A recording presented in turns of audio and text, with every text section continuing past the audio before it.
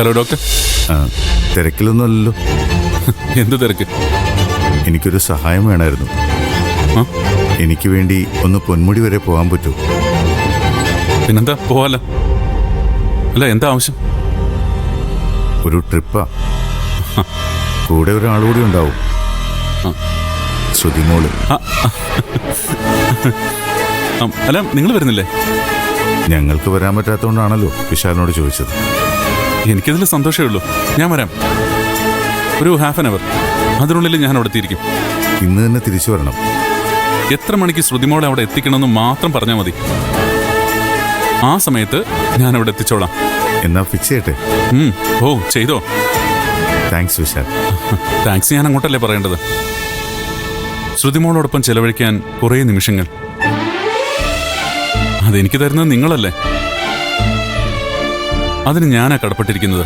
എല്ലാം ദൈവത്തിന്റെ തീരുമാനമാണെന്ന് വിചാരിച്ചാൽ മതി. എന്നാ കാണാം. ഓ ശരി, കാണാം.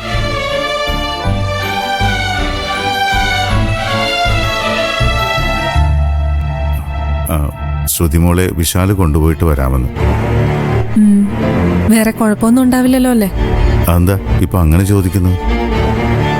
ആ നേരത്ത് ശ്രുതിമോളുടെ സങ്കടം എങ്ങനെ മാറ്റാം, അത് മാത്രമാണ് ഞാൻ ആലോചിച്ചത്. ഇപ്പോ ഒരു പേടി പോലെ. ഒരു പേടിയും വേണ്ട. വിശാൽ അവളെ പൊന്നുപോലെ നോക്കിക്കോളൂ. കുറ്റം പറയാൻ കാത്തിരിക്കാ ഡാഡി. സാറിന് നിരാശപ്പെടേണ്ടി വരും. നമ്മൾ കൊണ്ടുപോകുന്നതിനേക്കാളും ശ്രദ്ധിച്ചായിരിക്കും വിശാൽ അവളെ കൊണ്ടുപോകുന്നത്. എങ്കിൽ പ്രശ്നമില്ല. ഓരോന്നിനും ഓരോ വിധിയുണ്ട്. ഈ ട്രിപ്പ് നമുക്ക് പറഞ്ഞിട്ടുള്ളതല്ല. നമുക്ക് പിന്നെ ഒരിക്കപ്പോ. ആദ്യം സാമ്പ്രാണിക്കൊടിയിലെ പ്രശ്നങ്ങളൊക്കെ തീർക്കട്ടെ, അതിനുശേഷം പോരെ? മതി, അത് മതി. വാ.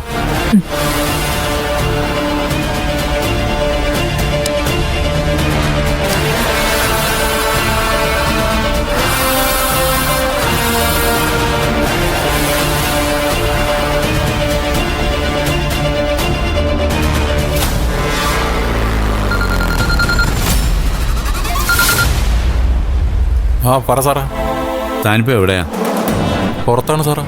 വന്ന് ഞാൻ ഈ വീട്ടിൽ നിന്ന് പുറത്തു പോകുന്ന ലക്ഷണമാണ് സ്വാമിയെ കാണുന്നത്. സഹിക്കുന്നതിനും ഒരു അതിരില്ലേ? എന്ത് പറ്റി സാറേ? ഇനി എന്ത് പറ്റാനാ? ശ്രുതിമോളെ അവർ പൊന്മുടിക്ക് അയക്കുന്നു. ആരുടെ കൂടെയാണെന്നറിയാവോ? വിശാലിൻ്റെ കൂടെ. അയ്യോ, അതെന്താ സാറേ അങ്ങനെ തീരുമാനിച്ചത്? അതാ പറഞ്ഞത്, ഇവിടെ നിന്ന് എനിക്ക് ഭ്രാന്ത് പിടിക്കുമെന്ന്. തലക്ക് സുഖമുള്ള ആരെങ്കിലും ചെയ്യുന്ന കാര്യമാണോ ഇത്? ആരേ വിശാല്? എല്ലാം അറിഞ്ഞിട്ടും പറഞ്ഞു വിടുക. വേണ്ടായിരുന്നു സാറേ. ശ്രുതിമോൾക്ക് പൊന്മുടി കാണുന്ന അത്ര നിർബന്ധമാണെങ്കിൽ ഞാൻ കൊണ്ടുപോകായിരുന്നല്ലോ സാറേ. തൻ്റെ കൂടെയൊന്നും അവർ ശ്രുതിമോളെ വിടില്ല സ്വാമി. എന്ത് ചെയ്യാൻ പറ്റും സാറേ? എന്ത് ചെയ്യാം? സഹിക്കുക തന്നെ. വിടണ്ടെന്ന് ഞാൻ പറഞ്ഞതാ, പക്ഷെ അവർ കേൾക്കണ്ടേ? എല്ലാം നശിക്കാനുള്ള പുറപ്പാടാ സ്വാമി. ഒരാൾ നശിക്കാൻ തുനിഞ്ഞിറങ്ങിയാൽ നമുക്ക് ആർക്കെങ്കിലും തടുക്കാൻ പറ്റുമോ? അത് ശരിയാ സാറേ. അല്ല സാറേ, ഞാൻ എന്തെങ്കിലും ചെയ്യണോ? ഒന്നും വേണ്ട. എൻ്റെ സങ്കടം ആരോടെങ്കിലും ഒന്ന് പറയണമല്ലോ, അതുകൊണ്ട് തന്നെ വിളിച്ചു പറഞ്ഞേ ഉള്ളൂ. ഇനിയെല്ലാം വിധി പോലെ വരട്ടെ. വേറെന്ത് ചെയ്യാൻ?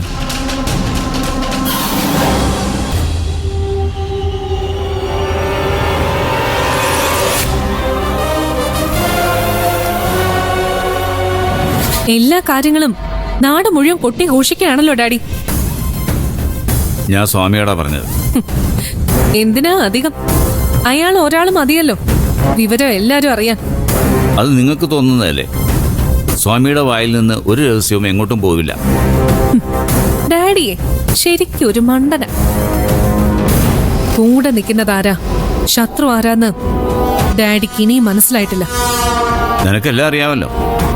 അതുകൊണ്ടാണല്ലോ വിശാലിനൊപ്പം കുഞ്ഞിനെ ടൂറിന് വിടുന്നത്. എനിക്കതിലൊന്നും തോന്നുന്നില്ല. ചില കണക്കുകൂട്ടലുകൾ തെറ്റിപ്പോയി.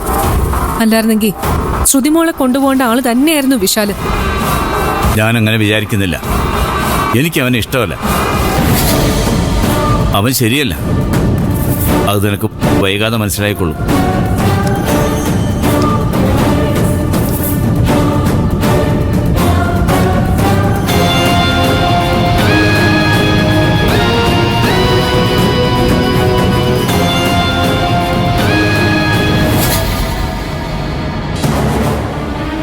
നല്ലൊരു അവസരം തങ്കച്ചിക്ക് വരാൻ പോണം. അത് പറയാനാണ് ഞാൻ വന്നത്. എന്താണ്?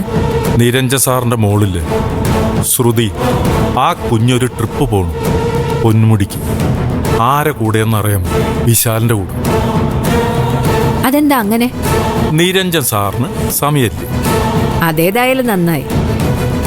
താൻ പറഞ്ഞതുപോലെ ഇത് നല്ലൊരു അവസരമാണല്ലോ സ്വാമി. അതെ, ആ വിശാലിനെ തങ്കച്ചി നോട്ടിടാൻ തുടങ്ങിയിട്ട് നാള് കുറേ ആയില്ല. അവനാണല്ലോ തങ്കച്ചിയെ ആക്രമിച്ച് ലക്ഷങ്ങളും കൊണ്ട് മുങ്ങിയത്. നല്ലൊരു അവസരമാണ് തങ്കച്ചിക്ക് കിട്ടാൻ പോണം. എന്തെങ്കിലും ചെയ്യണമെന്നുണ്ടെങ്കിൽ ഇപ്പൊ ചെയ്യണം. പൊന്മുടിയാണ് സ്ഥലം. യാത്രയ്ക്ക് ശ്രുതിമോളും വിശാലും മാത്രമേ കാണൂ. ഞാൻ തിരിച്ചടിക്കാൻ പോകുന്നത് വിശാലിനെ തന്നെയാ. പക്ഷേ അത് സ്വാമി പറഞ്ഞ പോലെ ആയിരിക്കില്ലെന്ന് മാത്രം. എന്ന് വെച്ചാ ചെറിയൊരു മാറ്റം ഉണ്ടാവും. പക്ഷേ അതൊരു വലിയ മാറ്റമായിരിക്കുകയും ചെയ്യും. അതെന്താണെന്ന് എന്നോടും കൂടി ഒന്ന് പറയും.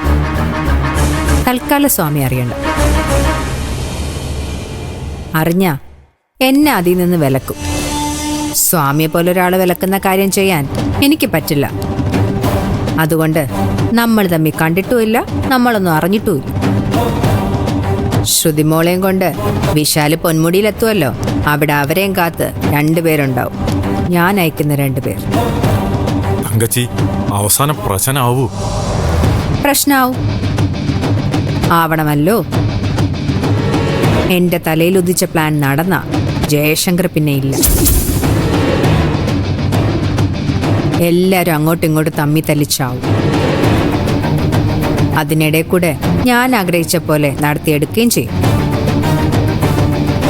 ഈ അവസരം ഞാൻ മുതലാക്കും സ്വാമി. താൻ കണ്ടോ?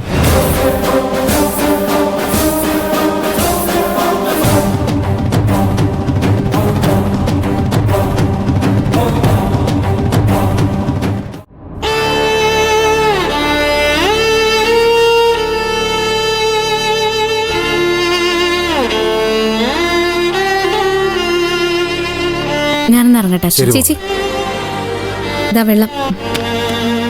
ചേച്ചി ഇന്ന് തന്നെ തിരിച്ചു വരില്ലേ? പിന്നെ വരാതെ. അവിടെ ടൂറിസം ഡിപ്പാർട്ട്മെന്റിന്റെ ഓഫീസുണ്ട്. അവിടെ ചെന്നൊരു പേപ്പർ കൊടുക്കണം. അപ്പൊ അവിടെ നിന്നൊരു പേപ്പർ തരും. അതും വാങ്ങി തിരിച്ചു വരണം. കൂടെ ഓഫീസിൽ നിന്ന് ഒരാളുണ്ടെന്ന് പറഞ്ഞോണ്ടാ. ഇല്ലെങ്കിൽ ഞാൻ കൂടി വന്നേനെ കൂട്ടിന്.